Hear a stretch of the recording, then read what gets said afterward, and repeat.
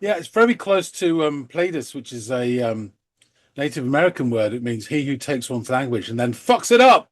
Um,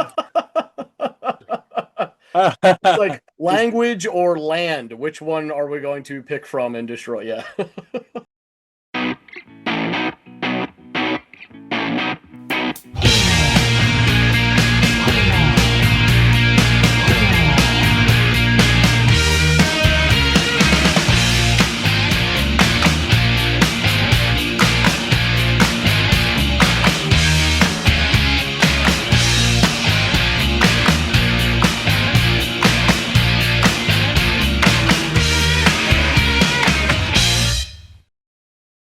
Hey everybody, and welcome to another episode of Audiophiles. My name's John. His name is Andy. You could be my best friend sitting on the bookends, looking down like you're just the king. You know you're missing something. More on that later. But first, we've got a track to listen to. What have you got in store for us today? We are going to pick up on a journey that I had been taking you on for a while, but we had stopped over the last few months, which is fine because there's plenty of other songs and bands to choose from. But I figured we should return down the path of the Queens of the Stone Age. So we are going to be listening to a track today by them off their next album called Tangled Up in Plaid. So please go off and give Tangled Up in Plaid your attention, and then come back and let us all know what you've made of it.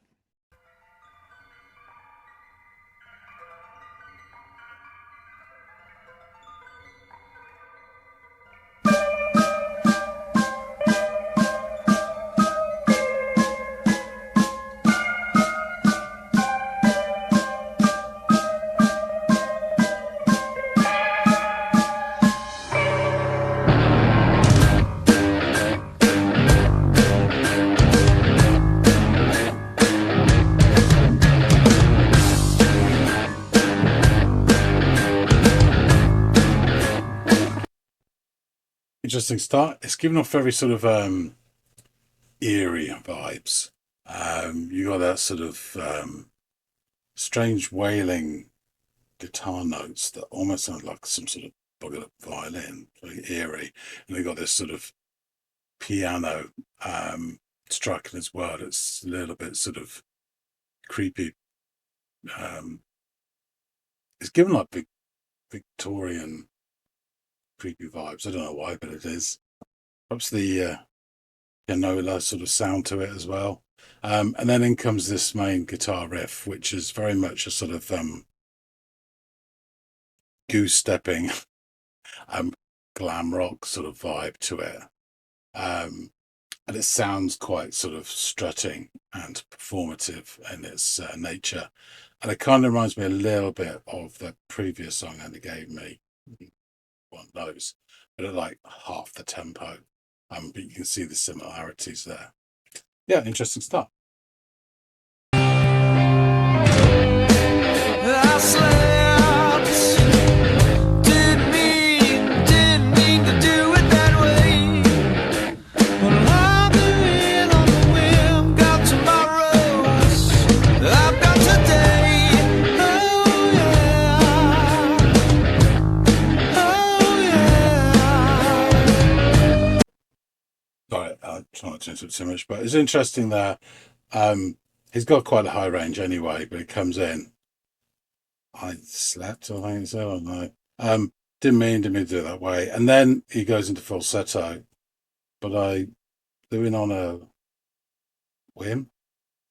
And then back to normal, gone tomorrow, I'm gone today. And then back to falsetto. Oh yeah, oh yeah. So he's sliding between the two. I'm doing it really well, to be fair. It's an interesting sort of up and down contrast. And the way his voice contrasts to the music as well. The music gives you a real sort of almost like a staging for his voice to be front and center.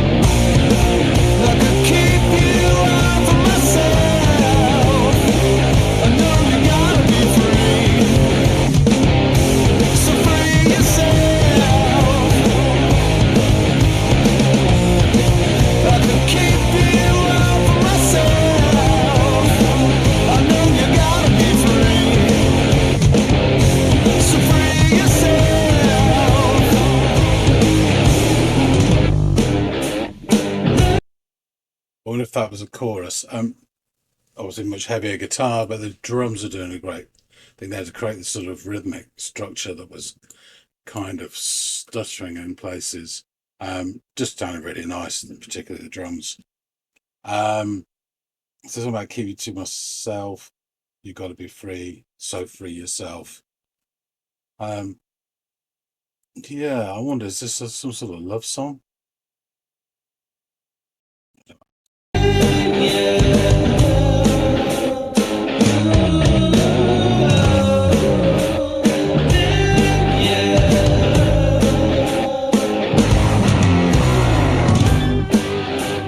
Self-inflicted wound, your gift, impeccable aim, can really clear a room. All the bodies pile up in your way.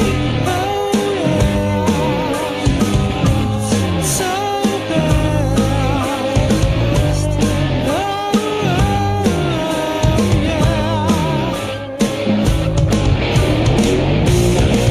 I could keep you out for myself. I know you gotta be free, so free yourself. I could keep you out for myself. I know you gotta be free, so kill yourself. Oh. Sound like it was really kicking off there. Oh, what's it going? I think he changed. He also repeated that. Keep you all to myself. So you got to be free. But didn't he say to kill yourself? I know you gotta be free, so kill yourself.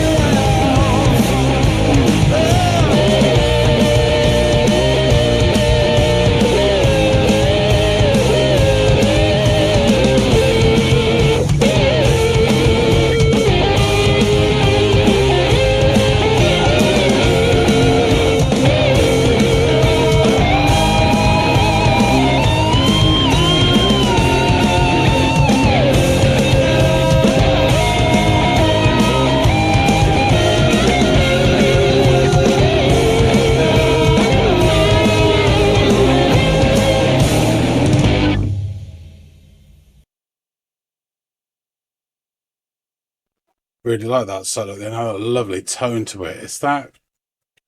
It doesn't sound completely sort of 1970s, but it has that sort of 70s slight distortion, but it feels like it's full of electricity.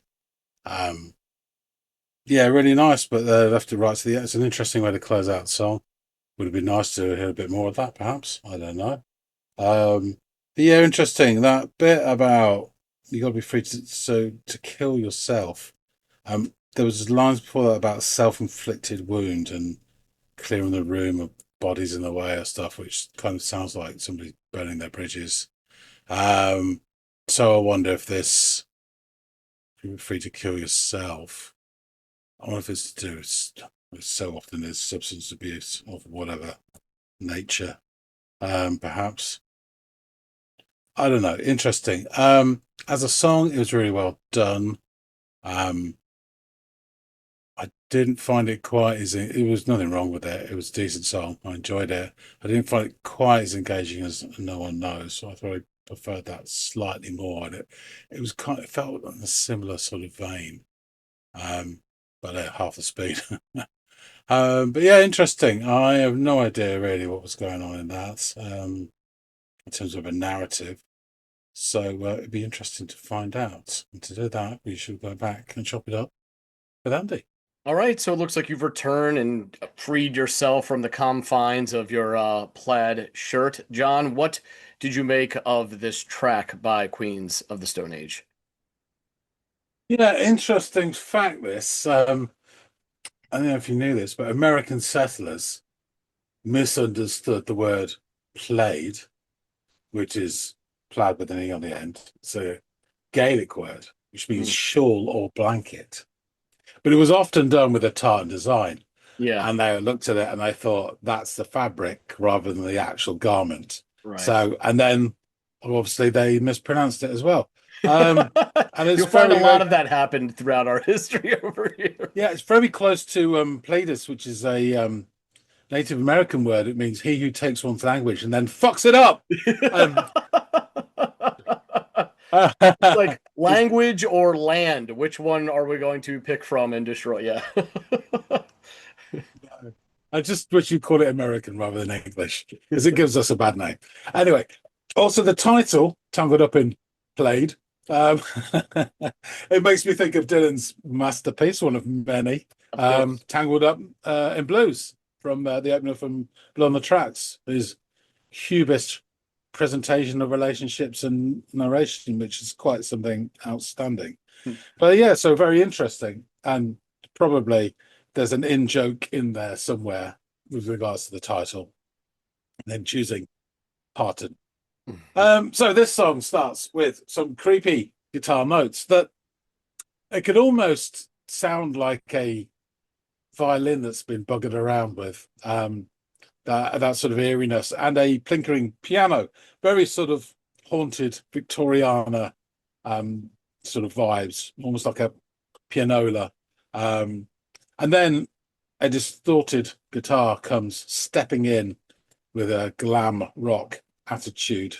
Um, there's a kind of performative nature to this riff that reminds me a little bit of the previous song you gave me, No One Knows, Yeah. but at half the tempo, obviously. Right. Um, um, so he's riffing away, and then another guitar comes in at the end of one of the sort of bars, and then gives a little embellishment, and there's a little shuffle, and the singer Josh, can't remember his surname, but he joins in, and they're away.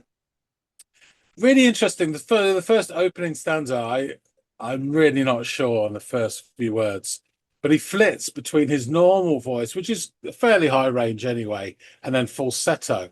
Um, but he does it within the same line as well, which is quite an interesting skill. And we've talked about this before, right?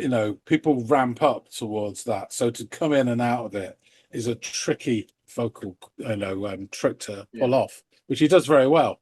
So I think it's just not I slept, but I'm not sure that didn't mean to do it that way. But I blew in on I think it could be whim or wind, but I think it's whim. And that's in falsetto, and then down to Gone Tomorrow, I'm Gone Today, and you go, oh yeah, back in falsetto again. So really interesting. And I'm not sure what drives the choice of where he's doing it or whether he just feels it. I haven't got any sort of meaning from those words. Anyway, then we get some more yeahs and some sort of vocalizing as well, along with some eerie guitar wails and piano strikes that all add to this kind of spooky vibe. Well, I say with this strutting guitar riff and everything, it does feel like a performance or them setting a stage, as it were, with and it really frames it so that the vocals are front and center. It's all encapsulated really nicely. But it kind of almost feels like this, I don't know, this sort of dance macabre, I'm not sure what the lyrics mean, but I've found before with other songs that of theirs that you get this feeling you're dropped into the middle of a narrative, and which is often quite of a personal nature, and you're trying to make sense of it. I think this acts a couple of things. It draws listeners in, and also fans as well. And I suspect knowledge of the band and who they are and what they're doing will yield more comprehension to the songs as well. They're all of that sort of personal nature. He's not talking about Lord of the Rings and shit like that, It's more about what's going on within. So the more you're into the band, probably the more you get out of it. The thumbnail says lullabies to paralyze. It also gives off this sort of creepy, almost Halloween type vibe, with the child holding the lantern, surrounded by the glow of the light, and you wonder what's beyond the reach of the light Yeah, and because what would it's so happen. dark, right? It's like all black. Yeah. Yeah, I mean that's how myths and legends start. It's on the edge of darkness, Yeah. and what's beyond there. But also, you'd wonder what would happen if that lantern went out. And it's a really good visual metaphor, I think, for like childish innocence tied into ignorance of what's outside of their bubble, their field of knowledge, the world. Anyway, just thought-provoking stuff. Yeah. Second verse strolls along, and it's some really nice rhythmic emphasis. There's a few lines I didn't catch most of it, but then he says, "Doesn't matter to me, doesn't matter to you." And again, it's sort of like the drum and the guitar sort of rhythmically amp up here. And I thought it's an interesting couple of lines to sort of wang in within the narrative, because if it didn't matter to him and it didn't matter to the other person, why mention it at all? Unless it does matter in a way, but you're saying it doesn't. So whatever it is, it's an interesting point. And it gives us kind of, without me understanding it, it gives a sort of measure of attitude. The guitar then amps up the belligerence level a couple of notches, aided and abetted by the drums. I have to say from here on, really, the two of them were, I mean, the bass is doing this stuff, and it really is, but it seems like the guitar and drums are really together, and they dictate the whole of the song from here on, and very rhythmically as well. As I say, they sort of pound out the beat, and it's stuttered at times, almost syncopated. They take different places to stop and start or put the pauses in. And he says something about, he sings, I could keep you all for myself. I know you got to be free, so free yourself. Again, this is really interesting. Initially, it made me think, is this like a love song of sorts? It could be a variation of If You Love Someone, Set Them Free by Sting. I suspect not. But but again, it's this kind of, it's not saying I'm letting you go. He's saying free yourself, which is the distinction between the two is fine, but it's interesting as well. Yes. Yeah. Again, not knowing the story, but it's just picking up on little splits here and there. We get a brief section of vocalizing again, and it's like his words are almost echoing around above his head. I keep seeing this sort of theatre sort of scenario, and I don't know why, but I do. And then we get a genuine stutter beat as they go into the next verse, which is really pleasing. And within that relative calm of the next verse, with the guitars and pounding drums that drop down, tampered down, I hear the return. It's always been there, I guess, but I hear the return of the piano, particularly in the right channel, and it's pinging away really nicely. And he sings about a self-inflicted wound and clearing a room full of bodies in a way. To me, this has all the sounds of somebody, the subject, who's singing about burning their bridges. It really does sound quite final. And whenever somebody points out to you a self-inflicted wound, whatever that may be, it's never a good thing. It's never constructive either. It's quite definitive. The guttural guitar sound returns, which I think a repeat of that To Keep You to Myself sort of little stanza there. But on the second pass, I did have to rewind it, but he changes it to You Got to Be Free to Kill Yourself. So this makes me wonder if the self-inflicted wound and all the bridge burning attitudes related perhaps to substance abuse or whatever. I mean, it could be, obviously drugs, which is a wide term, booze, popping candy, whatever. If there's too much of it, it can cause a problem. But there's no time to really ponder this, because immediately we're launched into a rather excellent guitar solo. It has this tone, as I said before, if it's like, it's a bit 1970s, where you've got just a slight bit of distortion, but it sort of wails and crackles with electricity. I really love that tone. And it's a very interesting choice of how to finish the song, because it kind of does finish with a full stop. The guitar solo, whatever you want to call it, finishes, and that's it. It's almost as if the guitar solo is the last flourish in the form of body language as he walks away from the scene of us saying his piece. Yeah. Throwing his arms up in the air or whatever as he walks away. So yeah, really interesting. It's a really decent song. I didn't pick up a total narrative from a first listen, but I got bits and pieces, I think, which showed an attitude at least, which I think was really interesting. I think on reflection from a first listen only, I probably like No One Knows touch more than this, but they seem to be able to cut from a similar cloth Yeah, I would say. musically. Yeah. Musically, I'd say. So yeah, Especially really the interesting weird stuff. kind of almost dark circusy bounce of that guitar Yeah, movement. Yeah, for sure. that's what I mean. So I think I said in the reaction, almost goose stepping Yeah, yeah, it is. guitar, which again puts me in line of this performative sort of like almost a chorus line of kicking legs or something. That's Hmm. what that guitar sound had in my head. But it could easily be you know Bowie and Ronson doing something or Bolan, Yeah. or whatever. Yeah, cool stuff. Tell us more. I'd love to Awesome. know the story behind this. Yeah, yeah, yeah, and there certainly is one. But I'm really love to hear your thoughts on this. And I loved how you, even though you don't know what it's about, I think you've really connected enough dots to have a kind of a broader like understanding, if not detailed understanding of what it's about. So yeah, you were pretty spot on with your assumptions there.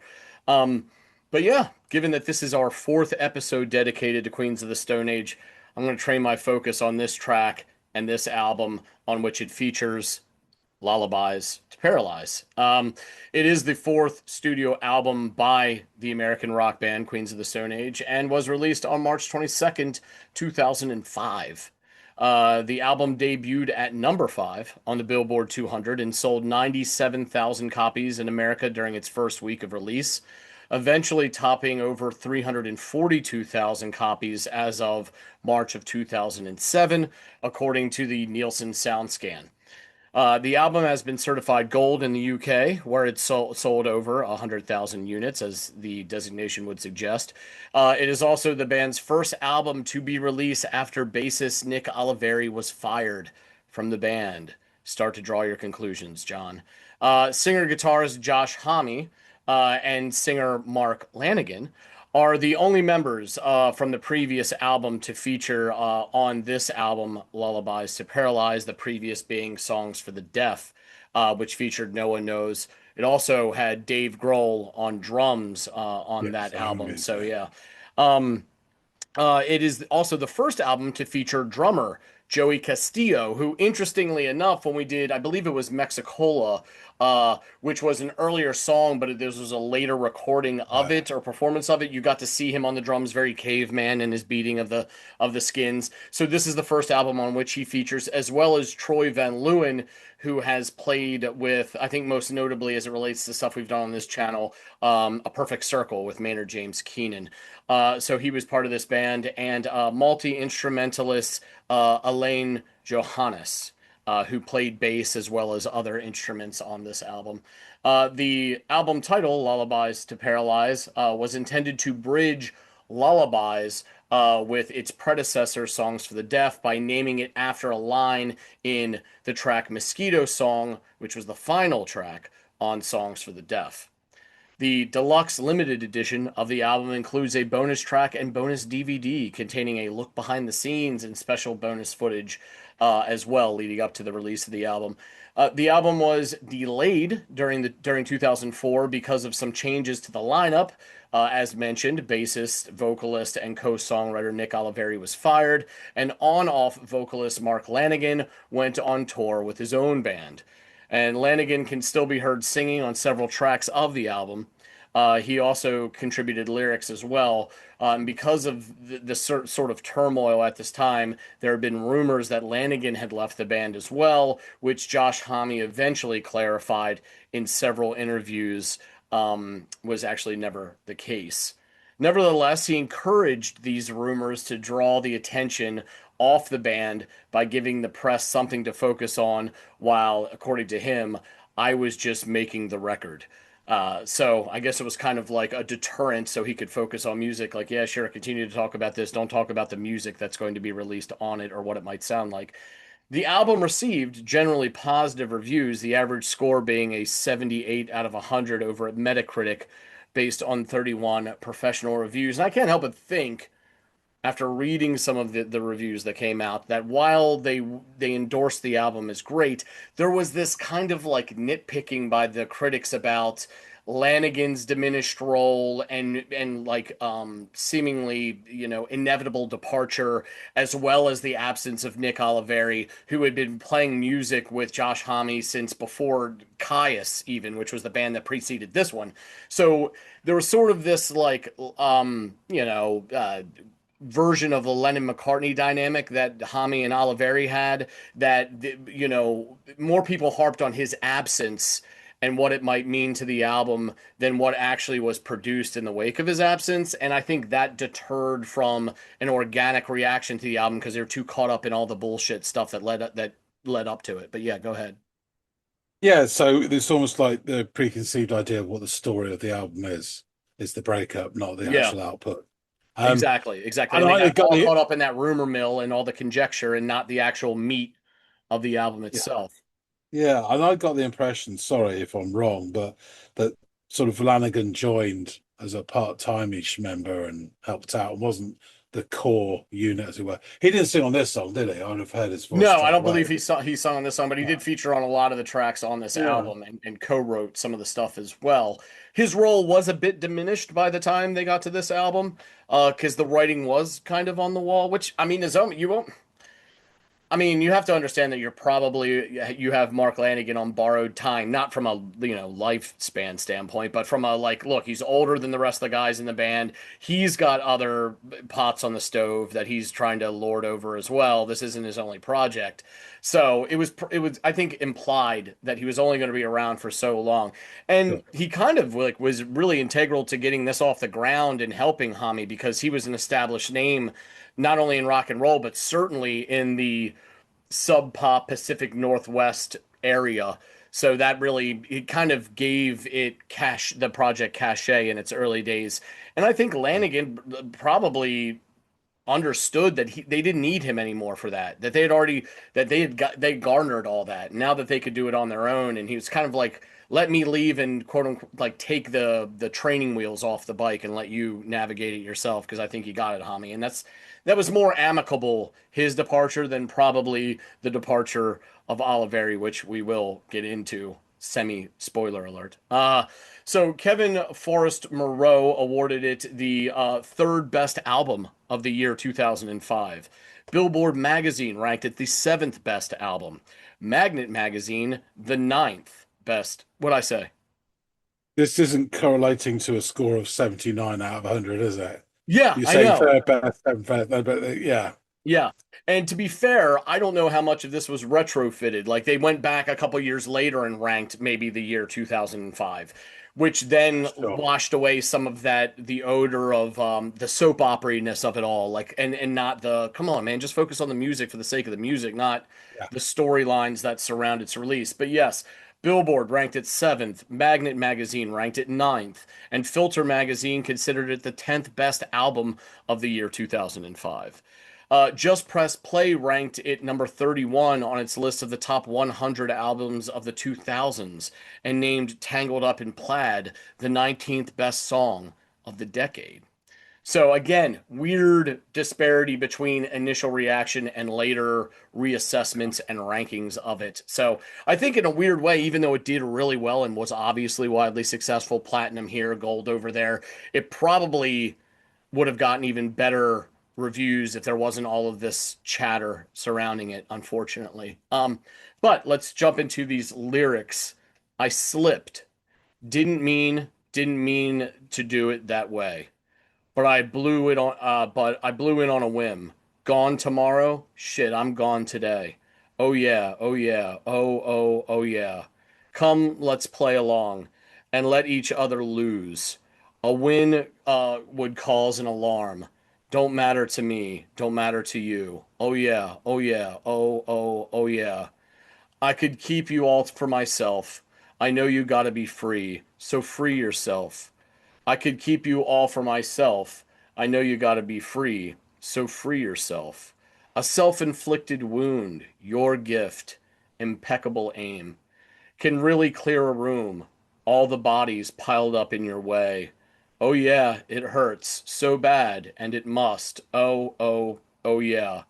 I could keep you all for myself. I know you gotta be free, so free yourself. I could keep you all for myself. I know you gotta be free to kill yourself. Oh, and that little last line, I don't know, it oddly reminded me of, and I know you were a fan of this show when it was on years and years ago. We've talked about it before, but the show Deadwood. And there's this line where Wild Bill Hickok is talking to Charlie Utter, and he says, "Can't you let me go to hell the way I want to?" And it's just sort of that, like, I'll let it, but it's the other way around, like, go kill yourself. I'm gonna let you die or go to hell the way you want to.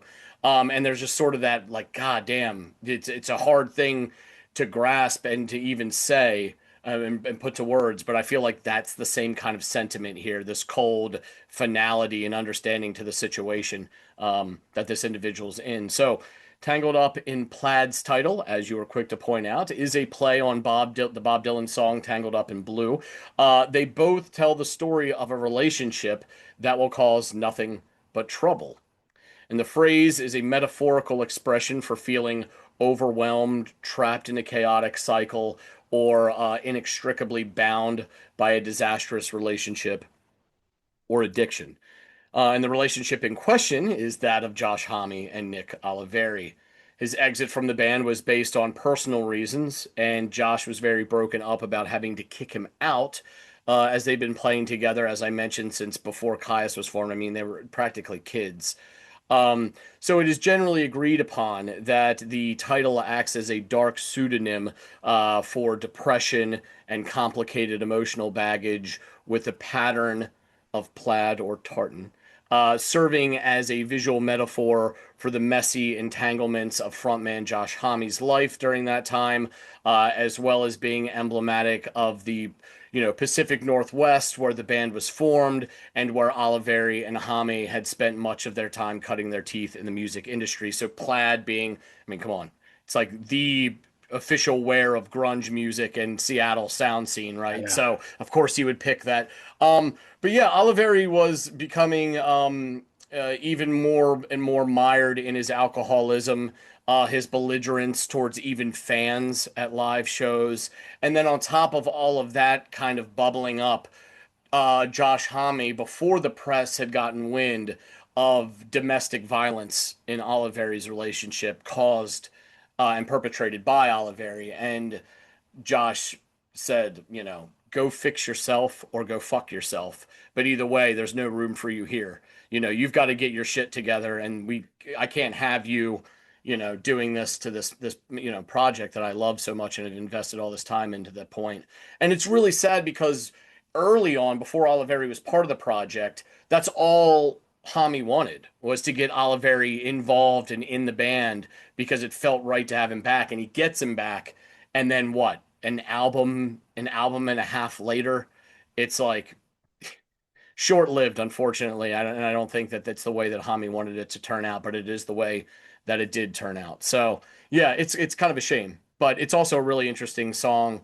And I think that the way you talked about how it's written, you don't have to know the details to understand what it's about, or maybe even find a way to relate it to a similar toxic or relationship gone wrong that you've experienced in your own life. So it's not as totally myopic and only applicable to this band as it could be to maybe anyone who gave it a spin. So really appreciate your thoughts on it, though. I'm glad you liked it. I mean, no one knows is maybe their best song ever, or their best, most popular, most successful, whatever you want to call it. So for this to come in maybe a hair below that is, I don't think, any affront to anything. It's probably a proper placement for it. So anyway, thank you so much for giving this a listen, John. I appreciate your thoughts. My pleasure.